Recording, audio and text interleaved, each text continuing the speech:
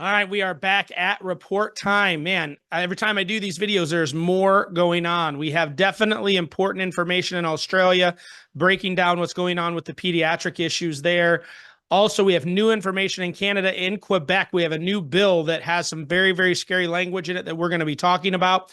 And we also have shots fired in our animal chiropractic work. I was going to talk a little bit about that and articles that are being written. So much going on. Please pay attention. If you haven't watched the global report, make sure you do that so you know what's going on in the rest of the world. But let's get to today's information.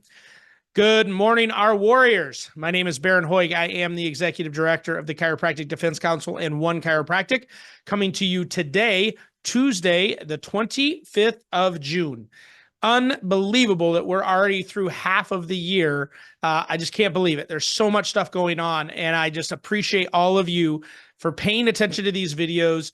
It's a major, major requirement for us to do the work we do, is keeping people informed. So thank you for watching these. Thank you for continuing to share them so that other people are aware of the work that's going on. What's happening in Australia right now is a perfect example of out of nowhere things changing overnight. And that's why we have to have this infrastructure built.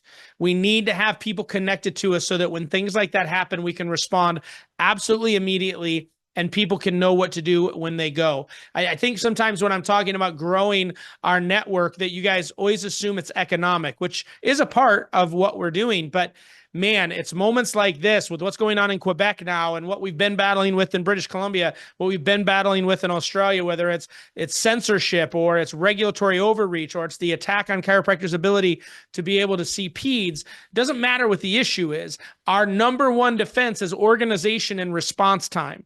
When we can respond immediately by getting letters from our attorneys, things of that nature immediately, those are the things that really matter and that make the difference between protecting our rights and enabling us to take advantage of opportunities, or we continue to be whittled down and people are constantly taking away our freedom. So thank you for watching this stuff. Thank you for staying connected and watching these reports.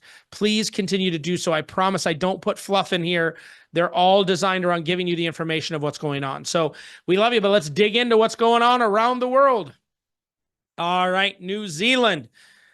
Okay, guys, I think I told you on the last video that we have 6 cases that we're still defending as it relates to COVID and them coming after providers that were not vaccinated. You know, I had another update with our attorney, and I'm really flabbergasted that they're holding on to these things as long as they are, especially with the information that's been coming out and continues to come out about the ineffectiveness and the lies and all of the stuff that has happened. Even in Australia, we had new information released, and in Canada, new information released showing that governments were hiding information from the general public. So I think what they're trying to do is bleed us. They're just wanting to see if these providers can continue to afford defense. This is why we are here. We are going to continue to defend the individuals that we are working with. But I don't want you guys to feel like we're not doing anything in New Zealand right now, because we definitely are. We're spending a considerable amount of money defending these individuals. But we're also positioning ourselves to be able to take advantage of opportunities under this new government. Hopefully soon, and I know I've been hinting towards this for a little while, but hopefully soon we are going to be giving you some steps of things that we're doing in conjunction with the New Zealand Chiropractic Association and the New Zealand College of Chiropractic. So I'm trying to have these meetings and see where we can really synergize and use the strengths of each organization to make sure that we're advancing the footprint of chiropractic throughout New Zealand. So many opportunities there that we just need to continue to organize to get it done. So thank you to those of you that have stuck with us. If you're watching this and you decided not to contribute or not be part of this, please reconsider. Now's the time. As we're starting to get on the offensive of things, we need to continue to grow our numbers. So I appreciate you guys. We love you. I'll be back with you with more information as we have some of those meetings. And I promise you, I'll be getting out there in the new year. We'll be coming out to New Zealand to meet with everybody. So we love you. God bless you. We'll talk to you in a couple of weeks. All right, Australia. Man, I'm going to try my best to keep this very, very brief. Not brief, but not super long, because there's so much going on. So, I sent out an email last week, kind of an emergency video, asking everyone to just take a deep breath and calm down. We're obviously aware of the media campaign against us because the chiropractic board removed the policy restricting our ability to do high amplitude, low velocity adjustments on children. I want to be very detailed right now in what's going on. So I'm going to get in the weeds a little bit, but I want to make sure people aren't turning this into something that it isn't. And I also want you to have the right villain and not be holding the wrong people accountable. Here is what's happening. So obviously the board removed that policy in November. Over the last probably 5 or 6 months, the medical group has been putting together a campaign to really just go out and do a media splash about the board removing that policy and how dangerous that is. What that did was it got the attention of the ministers. The ministers are relatively ignorant about the issue. They don't deal in the nooks and crannies of the individual specialty boards. When the AMA got a hold of the ministers and showed them all the information, the ministers just put an interim ban. They wanted it back in place until they understood what was going on, trying to figure out if the board had reason for reinstating that right and they weren't being a rogue board. Remove ourselves from the situation. That's a normal behavior of the ministry. So I do not believe this is an attack from the government against chiropractic. I think there's a lot of ignorance. I think no one really knows what's going on. You have these sound bites from the medical groups that are out there spreading misinformation. And then you have the board and you have the ministers, and there's just not great communication there. So where we sit today is the ministers telling the board, put that ban back in place, or that policy rather, back in place until we have a better understanding of what's going on. The Chiro board, from my understanding, and this is hearsay, so I can't speak matter of fact, they are still very strong that that policy needs to be removed. However, they put it back in place because they didn't want the ministers stepping over them, which we don't want that either. We don't want big government. Right? So I understand why they did what they did, but it's my understanding they plan on going to the ministers and explaining to the ministers why the policy was put in place to begin with and why it was ultimately removed, that there's not a shred of evidence to support that there's any danger associated to chiropractors doing that treatment with pediatrics, which we know is the actual facts. So that's where we're at in that particular stance. Now, here's where we are at, the CDC. Now, I've talked with the ACA. I'm talking with pediatric groups. We're communicating with anyone that's willing to communicate, as I shared with you in the video last week. Here's how this will likely play out. If for whatever reason that policy stays intact and the ministers force the college to keep that intact, we are going to move forward with our legal action. We have been working on that. Our senior barrister, and we've just retained senior counsel to look at all of the information to prepare ourselves for a class action. If this policy stays in effect, we will be doing legal recourse on that. You have my word. I don't care who's watching this. We are going to protect the rights of our people, and we cannot be governed by bias and not fact. They keep saying they want evidence-based and scientific. We have all of that to support our position. If they refuse to look at it because of their own personal bias or because of their loyalty to the medical establishment, that's not my problem. We are going to make it very painful for them. And you have my word, that will happen. However, if that policy is removed, which should be, as the board did in November, it should be removed once the ministers are aware that there's not a shred of evidence to support that position. We are going to be going on a massive media campaign to be able to tell this story in the general public. Although when you look at the actual language of that policy, it does not stop chiropractors from seeing children 2 and under. What it stops is you doing a manual manipulation of a high amplitude, low velocity adjustment. That's the specific language within that policy. It does not stop you from seeing children. It does not stop you from treating children. It stops that one act from happening, which doesn't affect many of you. It does some of you, depending on your technique, but most of you, it does not affect your ability to treat children. But here's where I have the issue. It gives a perception to the general public that there is some sort of danger associated to children receiving chiropractic. That cannot stand. That needs to be addressed. So when the policy is removed, which is the proper action that should happen, We are going to do a massive media campaign. Our goal is to work with everyone, the ACA, the pediatric group, any other group that's willing to work with us. We are going to go on a massive media campaign, educating everybody on the facts of pediatric chiropractic care, what that care looks like, educating them on some of the allopathic care that they're flipping out because a chiropractor is holding a child upside down. Well, let's show you some medical procedures that are happening on the regular and see what they think about that when they see it. We need to be comparing apples to apples. We also need to make sure that the general public understands we're being measured with the same ruler that they're measuring allopathic medicine. They had one example, which when you dig into that example, had nothing to do with the chiropractic adjustment.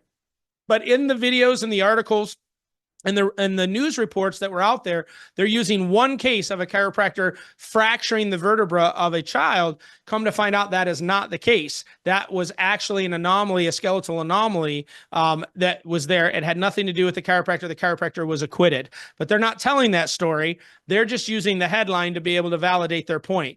Those are the things that need to be held a reckoning with. They had one case which actually factually was not anything to do with the adjustment to be able to create a policy to limit this behavior across all children in Australia.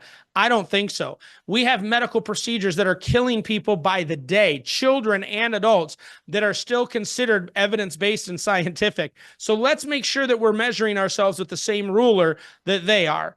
And so they had one case they could dig up. We have no malpractice cases that exist in any of the malpractice carriers or PI carriers within Australia, but yet there's still somehow some danger associated to this after hundreds of years of practicing medicine, or practicing chiropractic within Australia. It just doesn't level up. So that's what the media campaign is going to be happening. Now, listen, this only works if we organize. I don't know how else I got to tell you people this. And I'm starting to get a little irritated because I know you guys are freaking out, but you're not listening to the solution to this problem. You have to organize. You need to be working with the ACA. You need to be working with us. Combined, the output of revenue is less than 2 adjustments a month in your office. To do both the ACA and the CDC. You can do both of those organizations and be under the umbrella. We will defend your rights. They're going to continue to advocate for opportunities. And they're not the bad guy in this thing. Their response to this was completely appropriate because they have the job of working with the board, working with the legislative body, the regulatory bodies. We don't do that. We can talk a little bit more brass. We can be the rough and tough brother and sister of the family when they are the more political, they're the softer, and they're going to make sure those relationships need to happen. So I have no problem with how the ACA is handling this. And I know there are a number of people saying, oh, you need to be with the CDC and because the ACA is not taking a strong enough stance. That is not true. They're playing the game their way. It's the same thing as 2 different people on a soccer team or a football team, whatever you guys call it over there. Right? You have a different position, which means you have different responsibilities and you react to plays differently than one of your teammates. That's exactly what's happening, which is why organizing the profession in Australia is absolutely vital to prevent these types of things from continuing to happen. I'm going to get off my soapbox, but I'm telling you, we now need to organize. We need 4,000 chiropractors that are both connected to the CDC and the ACA. I don't care your political views. I don't care your philosophical views. These types of things are going to continue to happen as long as we're segmented and they can pick us off little by little. Now, here's another thing that's happening that we're going to be releasing fairly soon. There's been some articles that are being put out in medical publications that we are going to be doing a corrective action from our attorneys because they're printing misinformation. So our attorneys are now going to be sending cease and desist letters to these publications about publishing false information. So we are digging into that. Those are going to be going out here very soon as well. Now, last thing I'm going to tell you for Australia, because this has already been very long, I am coming out. I will be in country on the 24th of July. I will be at the ACA event in Cairns. Then I'm going to Sunshine Coast, over to Perth, then to Adelaide, to Melbourne, and then back to Sydney. So I'm going to be all over the country. I will be releasing dates and times and locations. We're just about done with that. But that's the order that I'm going in, right? I'm going to spend 2 to 3 days in each city. And we're going to be doing town halls and we're going to be talking about this media campaign of educating the general public on top of the work we've been doing with Operation Free Speech and giving you guys the ability to do testimonials and things of that nature. So all that stuff's going to be talked about in these town halls. I would love to see you at each of them. Our goal is to have anywhere from 35 to 50 people at each town hall. Gives us a great opportunity to come together. Invite your friends that maybe aren't underneath our umbrella yet so they can meet me personally, ask questions, and we can use this as a massive goal to get to our 4,000 in Australia so that we can really, really start doing some fun and exciting stuff over there in conjunction with the other groups that we're working with. All right, that's it. I'm done. There's a lot of stuff there, but I wanted to make sure that I was getting very, very specific about what's happening. Those are the steps that you'll be seeing from us coming soon. As we have more information, we will relay it to you as well, Australia. Man, I love you. Cannot wait to continue to serve alongside of you to make chiropractic the #1 healthcare choice in Australia. Keep fighting, guys. We're going to get it done. All right, Canada. We have some new information today for you guys in Canada. Believe it or not, it's not even in BC. Obviously, we have our x-ray issue there. Looks like they did not make any changes from our understanding. They did behind the scenes, but we're under the impression that they're not going to do anything with the x-ray before amalgamation. So our attorney is getting paperwork ready to file. We are already working to figure out who the players are in the new board, but no one knows how that thing's going to play out. I don't know how quickly they're going to do stuff. So we're going to just keep putting some legal pressure on them to fix this policy. Also with Bill 36, we've been telling you guys in Canada for the last month, right? June has been our month to really focus on Canada to try to build our resources up as well as expand our contributor base there in Canada because of everything that's been going on. But Bill 36, we are starting to work with other organizations. As I've said, we're wanting to do some political stuff to try to get new legislators to look at this and start removing the spikes out of that legislation that are just completely ridiculous. But we are continuing to have those conversations and working. But I don't have anything really new for you there. What I want to talk with you about is there is new legislation that is being put up in Quebec. I've just done a cursory review of it. I can't speak to a lot of it, but there's a lot of language in there that I do not like. It gives way too much power to the colleges and the councils, and I just am not happy with it. It's reminiscent parts of Bill 36 from BC. We're seeing it come all the way across the country into Quebec, and we need to be prepared for that stuff. So as I have more information, we will be letting you guys know what we're going to be doing with that. But I just want you to be aware that everything we've been telling you about the threat of this stuff spreading is a reality. And we're seeing that now with language in Quebec. We need to organize in Canada, guys. I mean, we need to organize everywhere, but there's just real issues within Canada, and I need people to come together. Our goal in Canada is 2,500.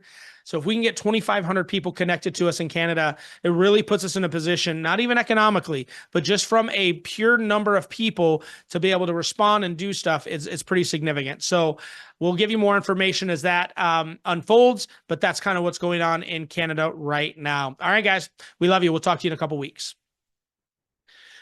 All right, in the United States, hey guys, we have a couple major issues that are starting to ramp up. One of them I think I spoke to you about a couple weeks ago. We have a VA issue in Virginia that we have been kind of pulling the heavy guns out, and we're using all of our contacts and resources to figure out why we have one individual within the VA that just decided not to like chiropractic and is really limiting all of the veterans in that area from getting access to chiropractic, which is not congruent with the VA policy. So this is a matter of an individual that is taking it upon themselves to play God.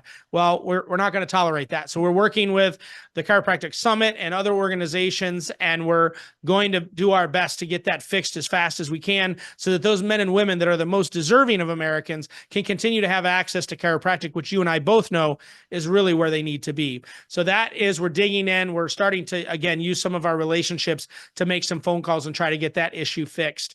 Also, we're infamous in the vet world now. We've been written about in a veterinary publication talking about the work we're doing going across the United States to standardize the language, legislative language for animal chiropractors. I did just get back from speaking at an event. It was great to meet those individuals in person and share the political landscape of where things are at and what our approach is to be able to fix this issue across the country. So Very happy to have that opportunity, and things are moving. We're getting more people connected and growing.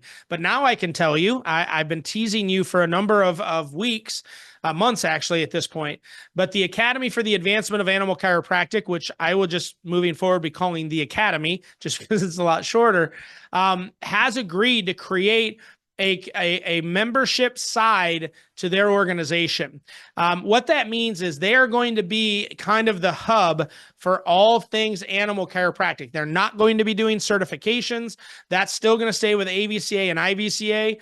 But what they're going to do is provide resources. It's going to be the hub that's going to hold all the information for people to be able to go to know what the laws are in which state and where things are at, what states are having things done, where you're going to get resources like helpful information on how to start communicating or how to work with vets, all the things that anyone that's entering this space of animal chiropractic would need to be successful in that arena. You're going to find it at the Academy. This is going to launch in the fall. We're hoping it's going to go out by August 1st. You'll be able to go and register and be a part of that and gain access to a lot of this information. But the second part of this that's the most exciting is the Academy is also going to be the one responsible for going out and creating value for certified animal chiropractors, both on social media, looking at opportunities in magazines to go out and really educate the general world on what it means to take your animal to a certified animal chiropractor. That hasn't been happening. We've got a lot of social media stuff going on with individuals that aren't certified, that aren't even chiropractors. And we need to fix that. And so rather than fight those, we're going to flood the whole environment with information talking about animal chiropractic and those that are certified so that we can start creating a demand that's really looking for the right type of care. So I'm excited and I'm very thankful to the board of the Academy for being willing to take this on. As I've shared with you already, everyone's aware of what's going on. The AVCA is aware of this. The IVCA is aware of this. This is not a cutthroat. This is not a negative thing. It's filling a void that existed in this space, and I'm very thankful that everybody's on the same page. So more information on that coming out soon. I just wanted to be able to tell you the specifics of it, and we'll let you know where to go when it's time to get connected to that group. But we're excited about having that happen. Lastly, our insurance clawback case. We are starting to ramp that thing back up. I'm working with our legal team. I'll have more information. Again, I don't think I'm going to have to ask you guys to send me in a bunch of information. I think we've been able to pull that, but we are going to start ramping that thing up. I told you before, our goal was to make sure that this case was kind of in motion by the end of the year. It's not going to happen fast, but we are excited that we're gathering more information. We're finding more data to support our position, and we truly believe we're going to be able to hold our payers accountable. So I wanted to let you know work is still being done on that as well. All right, US, that's everything that's going on right now, man. We will talk to you in a couple weeks. All right, everybody, a lot. If you listen to the whole thing, you understand the amount of work that we're doing, where things are at. There's so much going on, but I want to leave you with just a sense of appreciation for the ability to do this work. Our team is fantastic. We have put together one of the best teams in chiropractic to be able to do this work. We're the only group that's doing this specific work, and I'm thankful for the collaboration and the desire for other organizations to work with us, to not see this as a threat, but an opportunity. And it's just finally going in the right direction. That's all because of you guys that are contributing. If you're watching this and you're not contributing, $33 a month, guys, really, that's all it is. $33 a month. There are things happening right now that you care about. If you take the time to listen to this, you care about these issues, and you can help us not only fund them, but you can be a part of something bigger than yourself and be a part of that information network where together we can make chiropractic the #1 healthcare choice in the world. So that's it. I'm out of here. God bless you. We'll talk to you in a couple weeks. See you guys.